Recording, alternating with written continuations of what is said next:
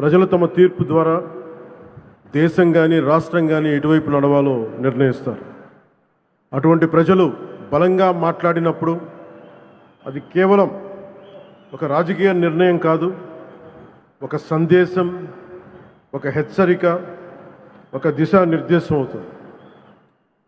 2024లో ప్రజలు ఒక రాజకీయ సంస్కృతిని తిరస్కరించారు, భయాన్ని తిరస్కరించారు, అహంకారాన్ని తిరస్కరించారు, అధికారమే అంత అన్న భావజాలాన్ని తిరస్కరించారు.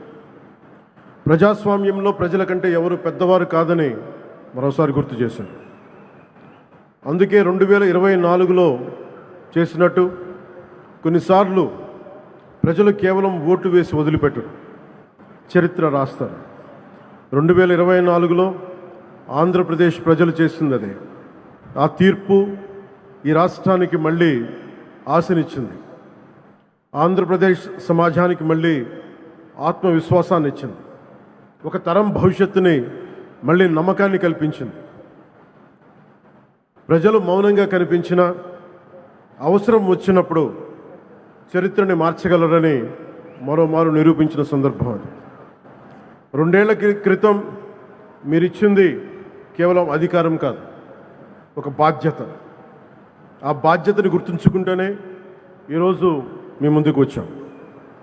ఈ చారిత్రక విజయానికి కారణమైన ప్రతి కార్యకర్తకి, ప్రతి నాయకుడికి, ప్రతి మహిళకి, ప్రతి రైతుకి, ప్రతి యువకుడికి నా హృదయపూర్వక కృతజ్ఞతలు.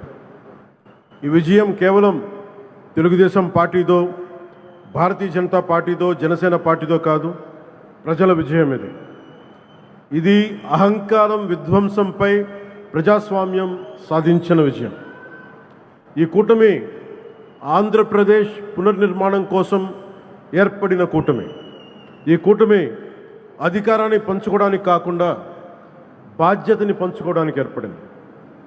దేశానికి ప్రధానమంత్రి శ్రీ నరేంద్ర మోదీ గారి దూరదృష్టి, రాష్ట్రానికి ముఖ్యమంత్రి శ్రీ నారా చంద్రబాబు నాయుడు గారి అనుభవం, ప్రజల ఆకాంక్షలను ప్రతిబింబించే జనసేన సంకల్పం, ఈ 3 శక్తులు కలిసినప్పుడే ఆంధ్రప్రదేశ్ పునర్నిర్మాణానికి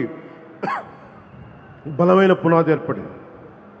కూటమిలో జనసేన 21 సీట్లతోటి సర్దిపెట్టుకునే సందర్భంలో చాలామంది వివిధ రకాలుగా విమర్శించారు. కానీ మేము 21 సీట్లతో రాజీ పడలేదు. ఆంధ్రప్రదేశ్ భవిష్యత్తు కోసం 21 సీట్లకి జనసేన పరిమితాన్ని చేశాం. ఆ త్యాగానికి ప్రజలు ఇచ్చిన సమాధానమే 100% స్ట్రైక్ రేట్. 2 ఏళ్ల క్రితం మేము ఇచ్చిన హామీలు ఈరోజు ఒక్కొక్కటిగా ఆచరణలో కనిపిస్తున్నాయి.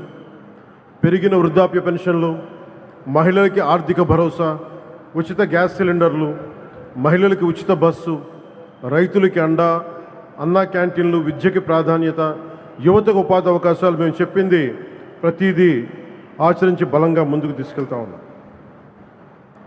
నా శాఖల విషయానికి వస్తే మహాత్మా గాంధీ కలలుగన్న గ్రామ స్వరాజ్యం, పండిట్ దీన్ దయాళ్ ఉపాధ్యాయ ప్రతిపాదించిన అంత్యోదయ సిద్ధాంతం, last mile governance, doctor BR Ambedkar గారి రథసారథిగా రాజ్యాంగం ద్వారా స్థానిక స్వపరిపాలనకు వేసిన బలమైన ప్రజాస్వామ్య పునాదులు, ఈ 3 ఆలోచనల సంగమమే నేడు నరేంద్ర మోదీ గారి నాయకత్వంలోని ప్రభుత్వ పాలనా తత్వం.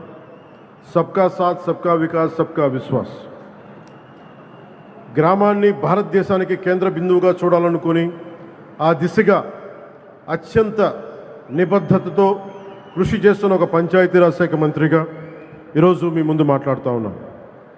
ఒక పిల్లవాడి భవిష్యత్తు పాఠశాలలో ఎలా నిర్ణయించబడుతుందో, ఒక దేశ భవిష్యత్తు అదేవిధంగా గ్రామంలో నిర్ణయించబడుతుంది, గ్రామ పంచాయతీలో నిర్ణయించబడుతుంది.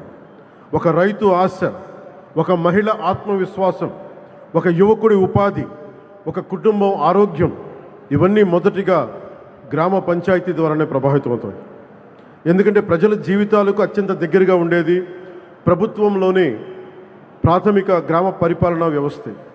అందుకే ప్రపంచవ్యాప్తంగా ప్రజాస్వామ్య పరిపాలనలో ప్రిన్సిపల్ ఆఫ్ సబ్సిడారిటీ అనే సూత్రాన్ని అనుసరిస్తారు. ఈ సూత్రం చెప్పింది చాలా సింపుల్. ఏ పనిని ఎక్కడ అత్యంత సమర్థవంతంగా ప్రజలకి అత్యంత దగ్గరగా చేయగలమో ఆ పని అక్కడే జరగాలి. అవ్వకపోతే ఆ ప్రభావం దానిపై వ్యవస్థపై పడుతుంది. గ్రామ స్థాయిలో అవ్వాల్సిన పని మండల స్థాయికి వెళ్ళకూడదు. అంతిమంగా క్యాస్కేడింగ్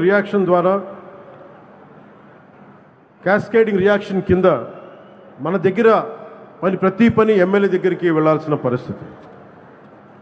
అధికారాన్ని కేంద్రీకరించడం ప్రజాస్వామ్యం కాదు.